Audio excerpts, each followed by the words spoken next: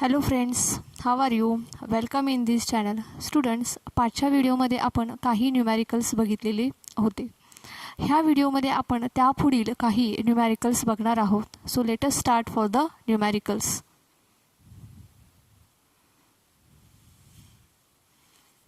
बघा, problem number 9 आपण बघत आहोत. In SI units, the differential equation SHM is differential equation दिलेला आहे त्यांनी d square x upon dt square is equals to minus 36x. Find its frequency and period. तर मग आपल्याला काय फाइंड आउट करायचं आहे? फ्रिक्वेन्सी n ची value and period that is T ची व्हॅल्यू आपल्याला फाइंड आउट करायची आहे. सो कसं सॉल्व करता येईल हे न्यूमॅरिकल ते आपण बघूयात. डिफरन्शियल इक्वेशन आपल्याला माहीत आहे. काय आहे differential equation? D square x upon d t square plus omega square x is equals to 0. Okay, हे डिफरन्शियल इक्वेशन आहे. नाव आपल्याला जे इक्वेशन दिलेलं आहे त्याच्यामध्ये इकडे -36x आहेत, इकडे आल्यावर ते काय होणार आहे? +36x होईल. So it is d square x upon d t square plus 36x is equals to 0. Now give equation number 1 and equation number 2. Now compare this two equations. हे दोनही इक्वेशन आपण कंपेअर करूया. By comparing this two equations we get omega square is equals to 36. Omega square आपल्याला किती मिळालेला आहे? 36. So omega square is equals to 36. Now take the square root on both side. दोन्ही बाजूंना स्क्वेअर रूट घेतल्यावर मिळेल omega is equals to 6. बरोबर आहे. परंतु आपल्याला माहीत आहे ओमेगा इज इक्वल्स टू काय आहे? 2πn which is equals to 6. आपल्याला व्हॅल्यू n ची काढायची आहे म्हणून 2π ला आपण पलीकडे डिवाइड करूया. So n is equals to 6 upon 2π. Now 2 3 6. So n is equals to मिळेल आपल्याला 3/π. पायची व्हॅल्यू पुट करायची 3.14. So 3 divide by 3.14. कॅल्क्युलेशन करा, तुम्हाला n ची व्हॅल्यू ह्याच्यामध्ये मिळेल. सो फाइंड आउट, कॅल्क्युलेशन करायचं आहे. 3 डिवाइड बाय 3.14 हे कॅल्क्युलेशन करायचं आहे.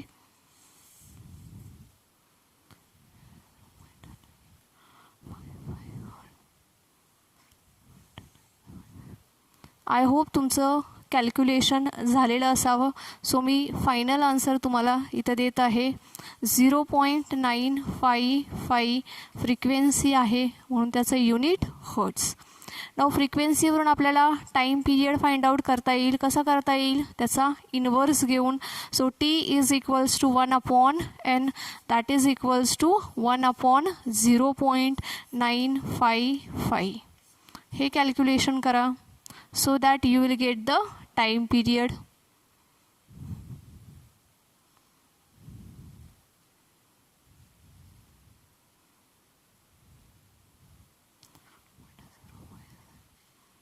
ओके, तुमचं कॅल्क्युलेशन झालेलं आहे असं कन्सिडर करून मी आन्सर सांगते तुम्हाला. आन्सर आहे 1.05 second. Okay, so this is problem number 9. Okay, ह्याच्यानंतर आपल्याला प्रॉब्लेम नंबर 10 बघायचं आहे.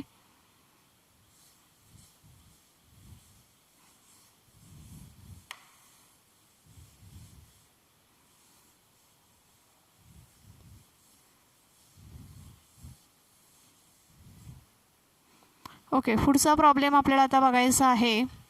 प्रॉब्लेम नंबर 10 हा पाचच्या व्हिडिओमध्ये झालेला आहे. ओके, सो त्याच्या पुढचा प्रॉब्लेम आता आपण बघणार आहोत. Problem number 11. बघा, potential energy of a particle performing linear SHM is 0.1 pi square x square joule. potential energy दिलेली आहे आपल्याला 0.1 किती आहे pi square x square.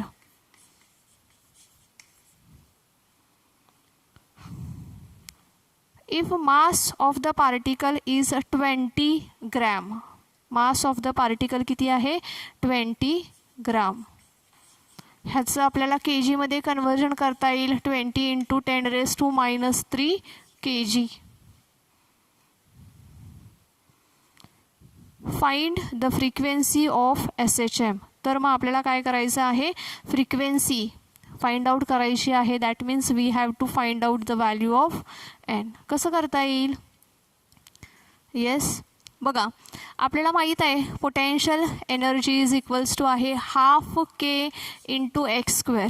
Okay, k is equals to आहे m⍵².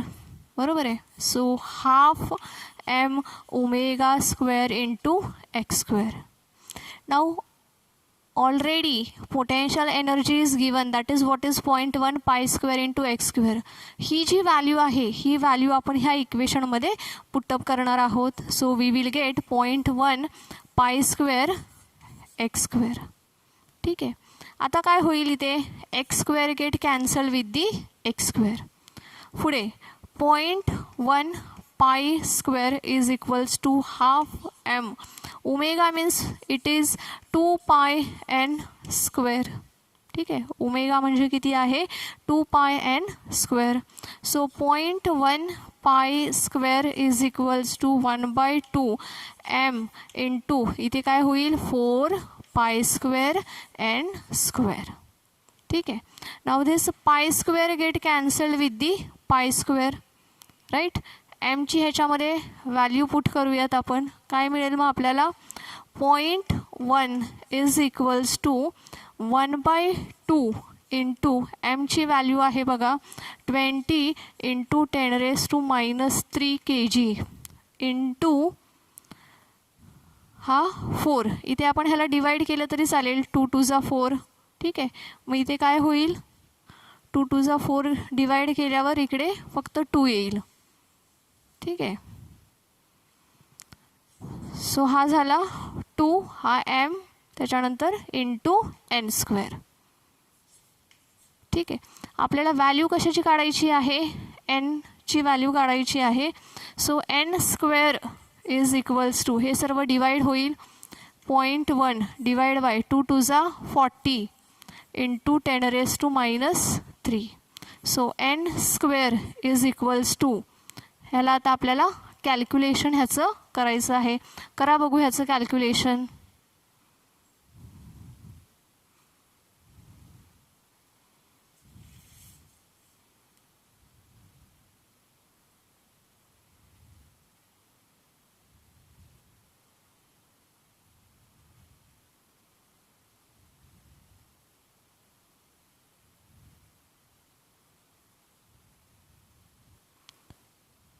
ओके, कॅल्क्युलेशन झालेलं आहे असं कन्सिडर करून ह्याचं आन्सर सांगते मी. n² आन्सर इथे मिळते 2.5. बरोबर आहे. आता काय करायचं आहे आपल्याला दोन्ही बाजूंचा स्क्वेअर रूट फाइंड आउट करायचा आहे. So by taking square root on both side √2.5 log table बघून ह्याचं आन्सर फाइंड आउट करायचं आहे. करा बघू आन्सर फाइंड आउट.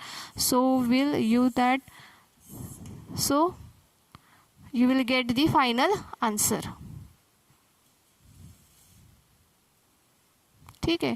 √2.5 ची व्हॅल्यू आहे 1.581. 1.581 फ्रिक्वेन्सी आहे. So it is hertz. ठीक आहे. तर अशा पद्धतीने आपण प्रॉब्लेम नंबर 11 सोडवलेला आहे. आता आपल्याला प्रॉब्लेम नंबर 12 बघायचा आहे. ओके. ठीक आहे.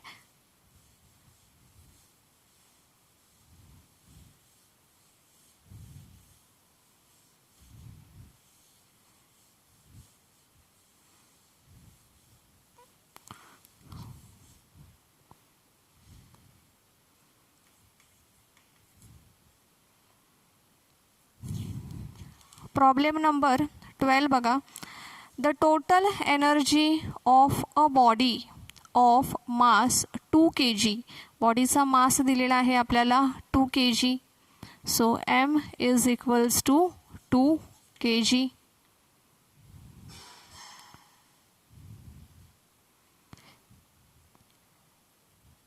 Performing SHM is 40 joule. Total energy दिलेली आहे. Total energy is equals to 40 joule.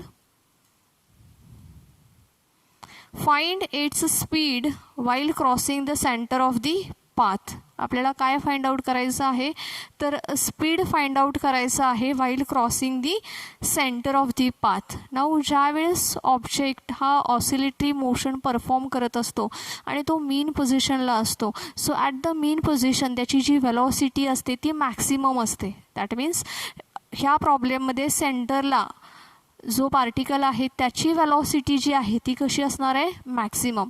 म्हणजे थोडक्यात काय तर आपल्याला मॅक्सिमम वेलॉसिटी फाइंड आउट करण्यासाठी सांगितलेलं आहे. We have to find out the value of v max. Okay, so कसं फाइंड आउट करता येईल मग हा प्रॉब्लेम कसं सॉल्व करता येईल आपल्याला. बघा, टोटल एनर्जी आपल्याला दिलेली आहे. किती आहे टोटल एनर्जी, 40 जूल, बरोबर आहे. आणि टोटल एनर्जीचा फॉर्म्युला आपल्याला माहीत आहे, it is half k into a square, बरोबर आहे. सो हाफ केची व्हॅल्यू आहे m omega square into a square. Now omega into a is the maximum velocity. V max v m किती आहे, ओमेगा इंटू ए. जर का ह्याचा स्क्वेअर आहे दॅट मीन्स इथं काय आहे, मॅक्सिमम वेलॉसिटीचा स्क्वेअर आहे, बरोबर आहे. So it is half m v max. V m लिहिते मी इन शॉर्टमध्ये, ह्याचा स्क्वेअर. टोटल एनर्जी किती दिलेली आहे, इट इज 40. ठीक आहे. मास दिलेला आहे 2 kg. सो ह्याच्यामध्ये व्हॅल्यू पुट करायच्या आहेत आणि प्रॉब्लेम सॉल्व करायचा आहे. करा बरं solve. So 40 is equals to half into एमची व्हॅल्यू आहे 2 into v m square. So v m स्क्वेअरची व्हॅल्यू फाइंड आउट करायची आहे.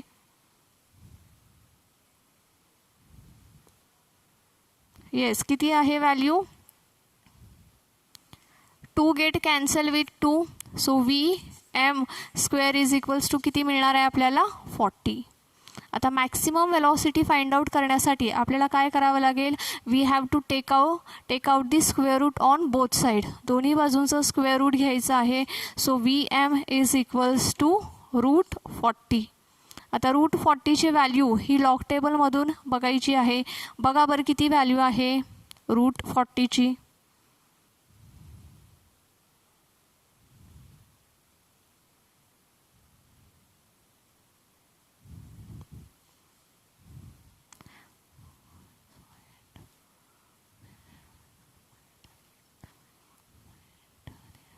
ओके, सर्वांचं कॅल्क्युलेशन झालेलं आहे असं कन्सिडर करून मी आन्सर सांगते. Maximum velocity metre per second. So this is the maximum velocity of the particle at the centre of the path. ठीक आहे.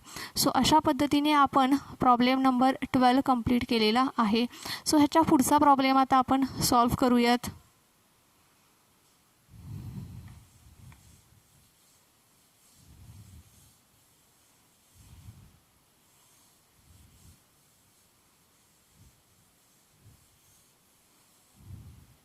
ओके, प्रॉब्लेम नंबर आपण 13 बघणार आहोत. बघा,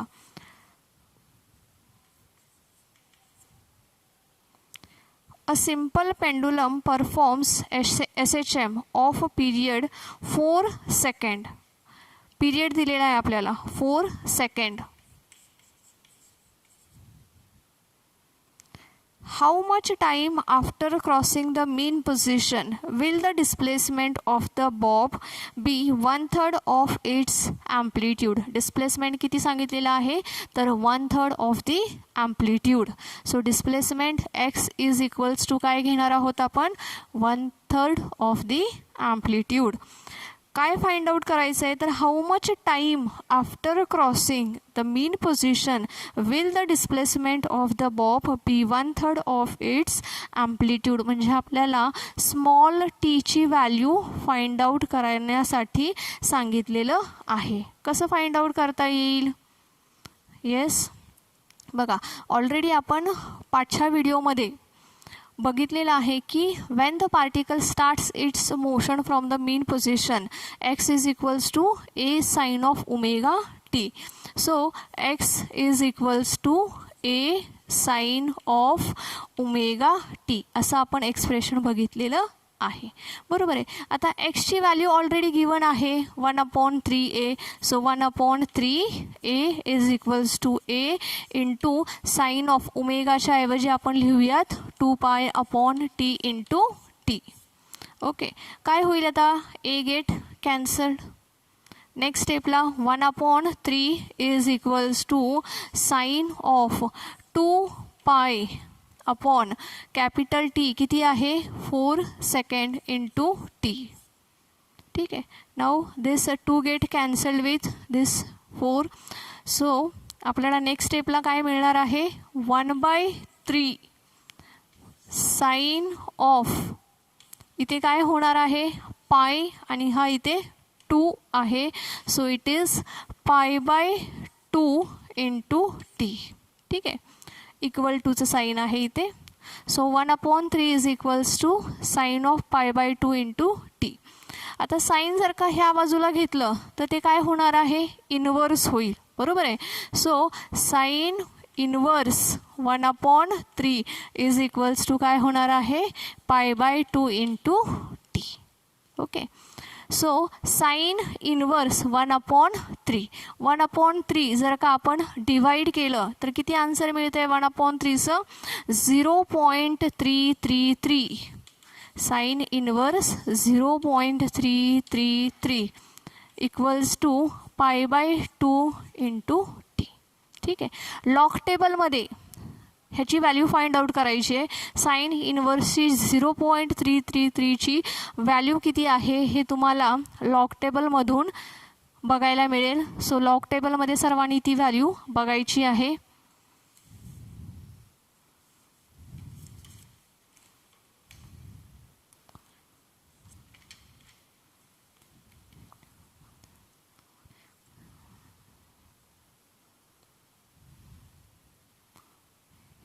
ओके सर्वांनी ती व्हॅल्यू बघितलेली आहे असं कन्सिडर करून मी सांगते π/2 into t is equals to ह्याचा आन्सर आहे 19.47. ठीक आहे. तर 19.47. आता ह्या स्टेपला आपल्याला काय करायचं आहे टीची व्हॅल्यू फाइंड आउट करायची. बरोबर आहे. मग टीची व्हॅल्यू फाइंड आउट करण्यासाठी हा जो पाई आहे ह्याला आपण काय करूया ह्याला आपण डिवाइड बाय पाई आणि मल्टिप्लाय बाय पाई असं करूया. ठीक आहे. सो पाय म्हणजे किती आहे 180. So divide by pi multiply by pi. Pi is equals to 180. Now this pi get cancelled with the pi. So t is equals to काय होईल मग 19.47 मल्टिप्लाय बाय 2. इकडचा डिवाइड आहे तो तिकडे होईल डिवाइड बाय 180. ठीक आहे. So 19.47 into 2 divide by 180. हे जे कॅल्क्युलेशन आहे हे कॅल्क्युलेशन तुम्ही करायचं आहे. ठीक आहे. करा बघू calculation.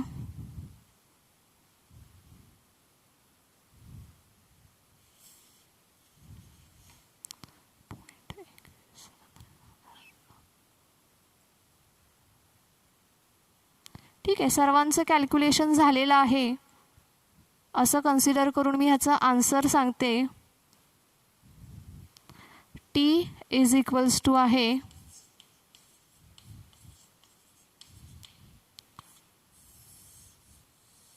Okay 0.2163 second. Okay 0.2163 second. So students, अशा पद्धतीने आपण ह्या व्हिडिओमध्ये काही काही न्यूमॅरिकल्स आपण बघितलेले आहेत. सो आपण आजच्या व्हिडिओमध्ये इथंच थांबूयात. ह्याच्या पुढचा जो भाग आहे तो आपण आपल्या पुढच्या व्हिडिओमध्ये बघणार आहोत. काही राहिलेले जे न्यूमॅरिकल्स आहेत ते आपण पुढच्या व्हिडिओमध्ये बघणार आहोत. Thank you students.